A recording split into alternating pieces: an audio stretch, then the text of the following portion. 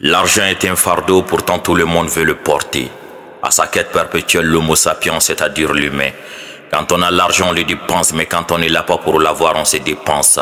Vivre pour l'argent ou mourir pour l'argent n'a qu'un sens pour l'humain, l'avoir pour le dépenser. Dans ce monde, tout s'achète pour la simple raison que tout se vend. Que cela ne vous étonne pas si je vous dis qu'il n'y a pas un système plus poreux sur cette terre que le système bancaire conventionnel. Un système qui ne prête qu'aux riches est un système qui maintient les riches dans sa richesse et les pauvres dans sa pauvreté. Que l'argent soit sale ou pas, d'autres te diront qu'il n'a pas d'odeur. À sa quête, beaucoup ont perdu leur dignité. On le cherche sur un chemin tordu, on les dépense dans l'interdit. Au bout du compte, on les laisse pour retourner dans la poussière.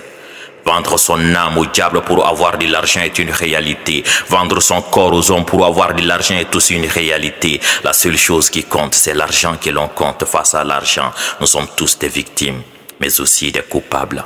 L'argent fait circuler ce monde, l'homme fait circuler l'argent. Dans ce monde, il y a de ces hommes qui cherchent l'argent dans les difficultés et le dépensent dans des futilités. Dans ce monde, il y a de ces hommes qui aiment l'argent mais ne posent aucun acte positif pour l'avoir. Dans ce monde, il y a de ces hommes qui possèdent l'argent, pourtant on a l'impression que ce sont eux qui sont possédés par l'argent.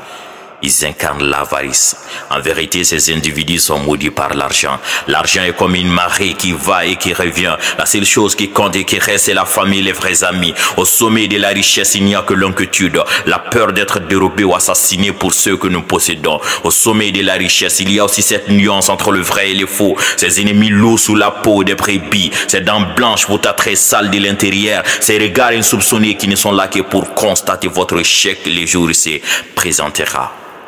Depuis que j'ai absenté Kanko Moussa et JP Morgan sur cette terre, la synthèse que je me suis faite est la suivante. L'humilité est la base de l'humanité. Alors j'ai compris que je n'avais plus rien à reprocher à mon bon Dieu. Car la plus belle des richesses, il me l'a donnée. Ces bels hommes, belles dames qui me coûtent à chaque fois que je prends le mic. Le regard que vous me fixez, l'émotion que vous permettez à mes mots de créer en vous. À jamais je vous porterai dans mon cœur. Nous sommes tous des milliardaires, non pas en termes de chiffres. La vie que nous menons est une richesse. Le temps que nous disposons est une richesse. L'homme est une richesse pour la femme est une richesse pour l'homme. Pourquoi donc détruire l'essentiel au profit du superficiel? À jamais je me pose la question qui réserve Allah à ce père qui dans sa perversité sacrifia son enfant pour être riche, qui réserve Allah à cette mère qui dans son ignorance sacrifia l'enfant qu'elle a porté dans son ventre durant 9 mois pour être riche. En vérité, ils ont hypothéqué leur vie éternelle contre cette vie éphémère. En vérité, ils ont hypothéqué leur vie éternelle contre cette vie éphémère. En vérité, ils ont hypothéqué leur vie éternelle contre cette vie éphémère. Comme sous l'islamère, Fempe Foujanfa.